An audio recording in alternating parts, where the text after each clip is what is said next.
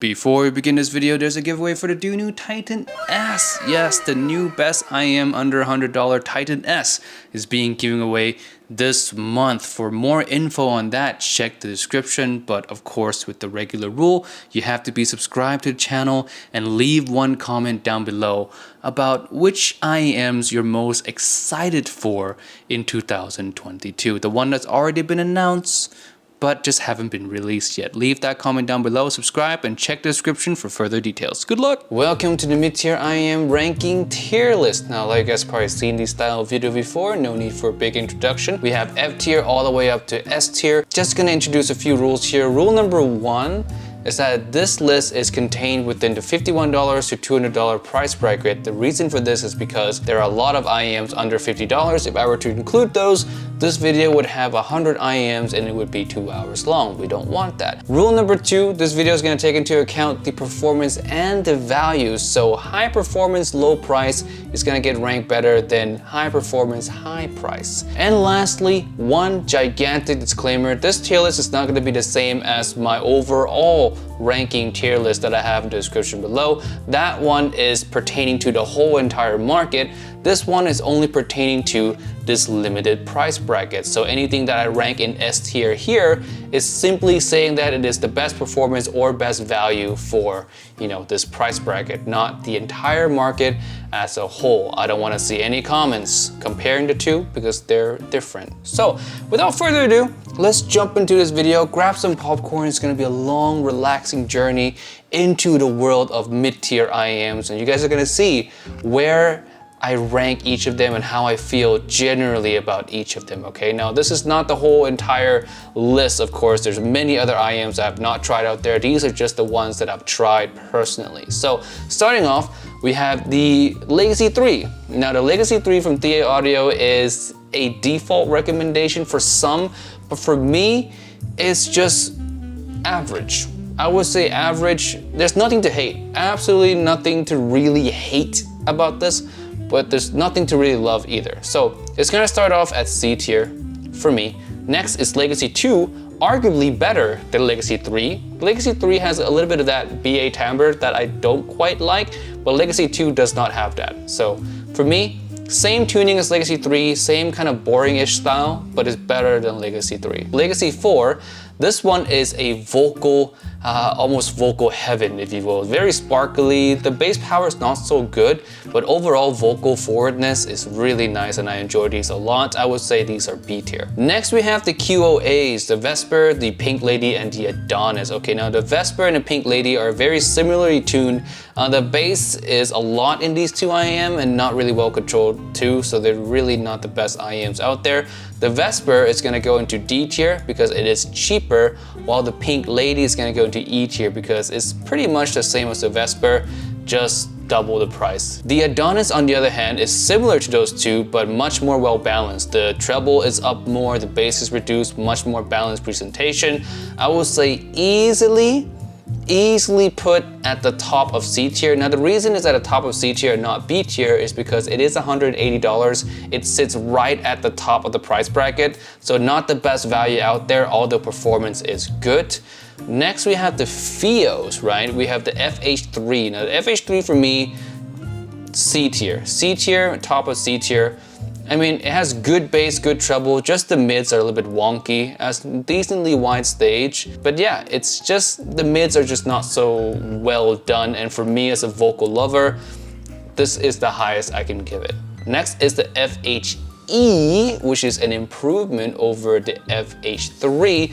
This one fixes the mid-range while keeping the bass power, and for me, it is a clear improvement, just better than FH3 in every way. I'm gonna put this in B tier right behind the Legacy 4.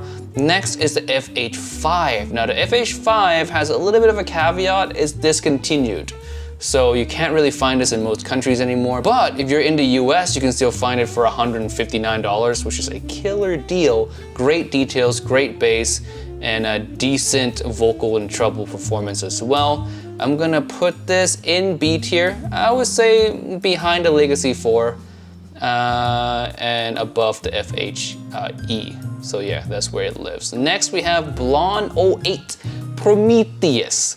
I hate this one. It is just bad. The fit is bad, the stage is congested, and it's just overall an unpleasant experience both in sound and in just user experience.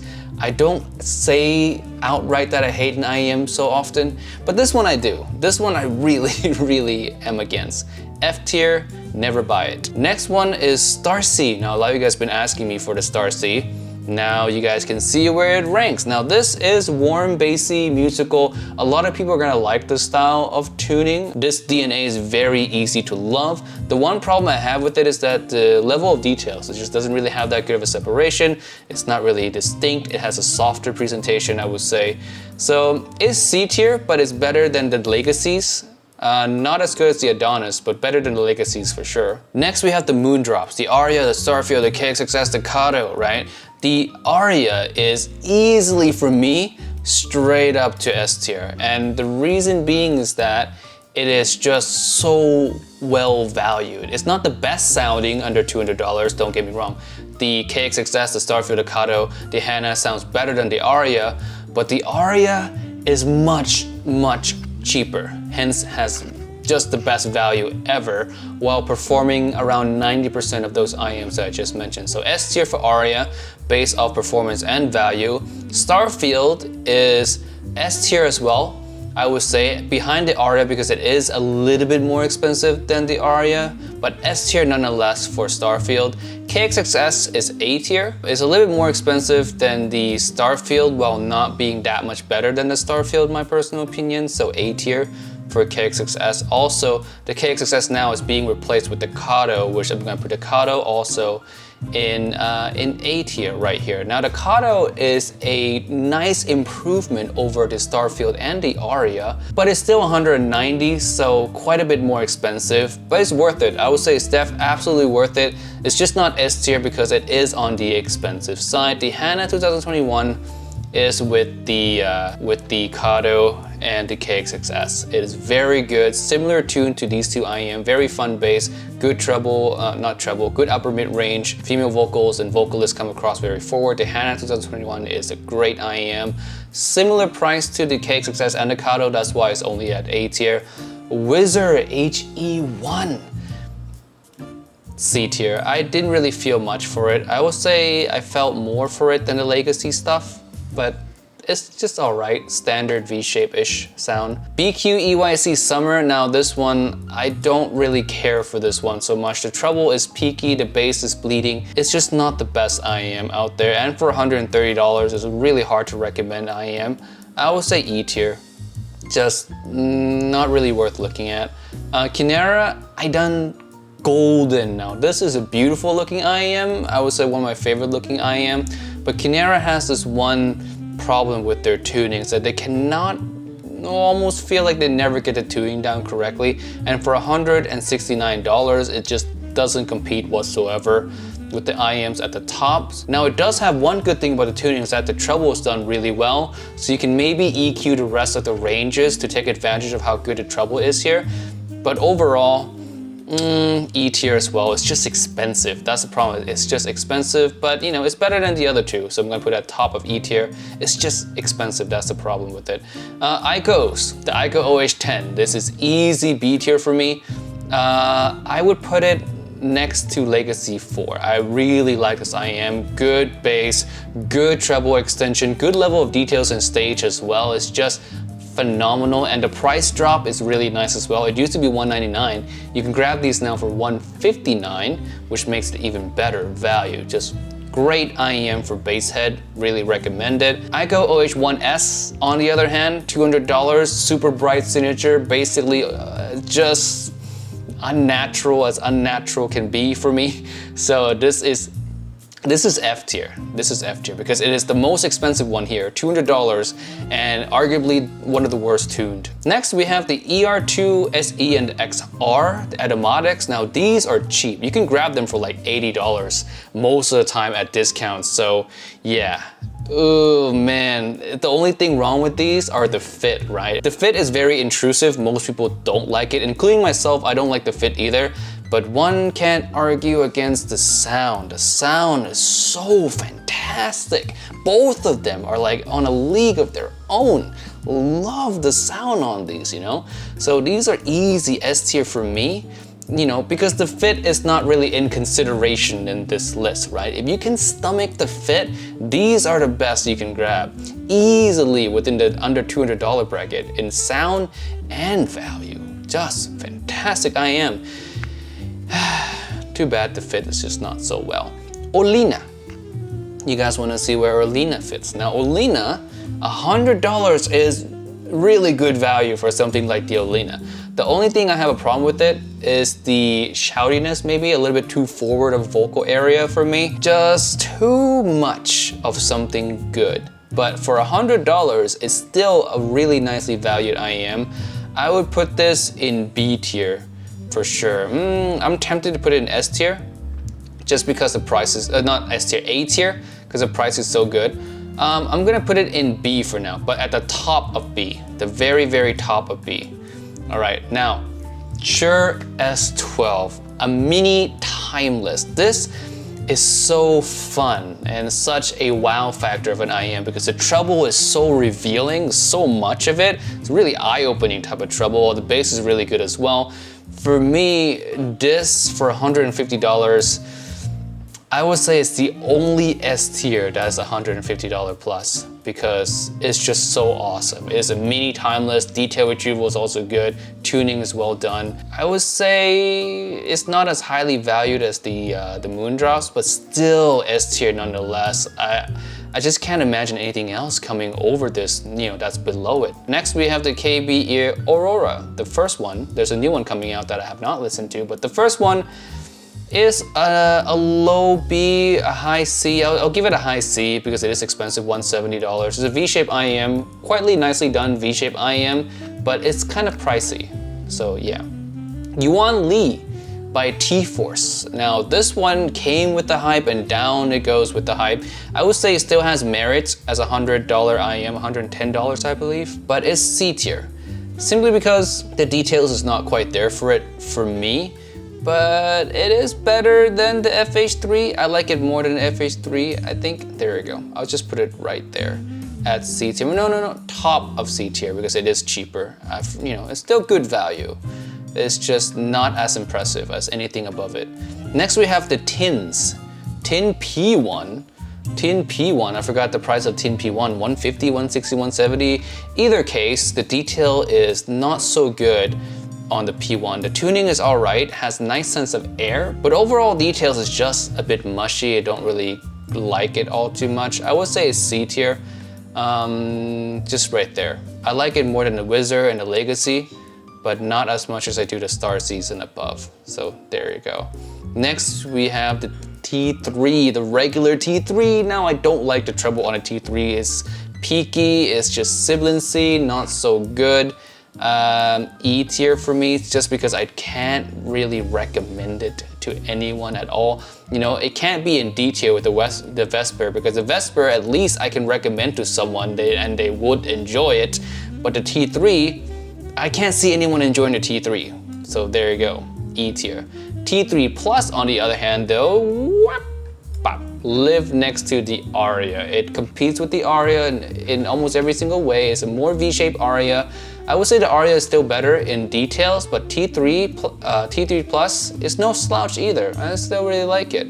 Next is the T4. The T4 is one of my favorites ever. The female vocals on here is exquisite. And arguably, it plays similarly to the Legacy 4, but it's $100 cheaper than the Legacy 4. So I'm gonna put this in A tier, right behind the KX6S. Man, I really want to put it all the way up here. I'm actually going to put it all the way up here. I like it more than the HANA 2021 and the KX6S both. So the T4, this is like, you know, preferential things. I really enjoy the T4. Next we have the Feel FD3. FD3 I really didn't care for all too much. It's a meh IEM for me, but it is better than the Legacies, I think. I would put it above the Legacy, but below the Wizard. Yeah, because, you know, it's $130. it could be better. Do new Titan S. Now, where does the Titan S goes? You know, you guys know it's S tier, but is it above Aria? Below Aria? I would say, personally, it's above Aria. Has better detail than the Aria for me. The tuning is cleaner than the Aria. More referencey, more analytical. I like that. So for me, it's above Aria, but by super small margins, you know. They're very interchangeable. And next we have the IEMs. The IEM original, really well tuned. Vocals are very organic, beautiful, and real. This one is easy B tier for me. Maybe at like the lower B tier. In the middle maybe, yeah, right there.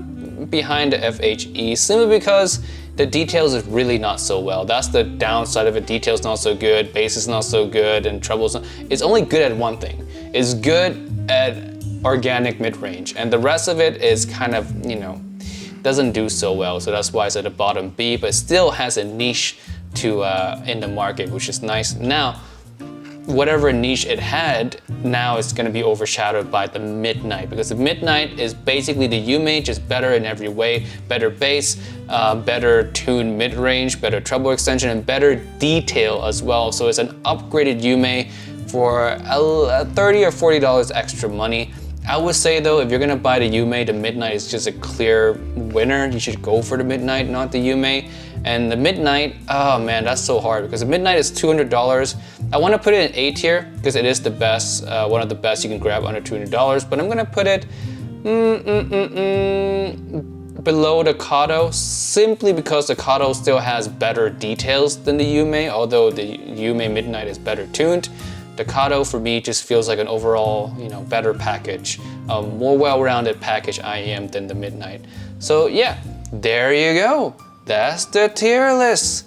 I hope you guys enjoyed this. If you guys want to do this one yourself, I'll leave a link below to this template. You guys can make a tier list yourself, screenshot it, and send it to me on Discord if you guys want to. But yeah, this is how I generally feel about, you know, each IEMs that I've tried, from $51 to $200, and how they compare with each other and all that. I would say in S tier, there's quite a bit of IEMs in S tier, you know. Maybe I should switch this around slightly, but I'm really happy with where this list is. I really don't see, I don't want to switch anything more around, because the S tier and the A tier are simply the best of the best of the best you can grab. If you have $200, these are some of the ones you should consider. And yeah, well, I'm happy with the list. I'm done. Hopefully you guys enjoy, and I'll see you guys in the next video. Peace.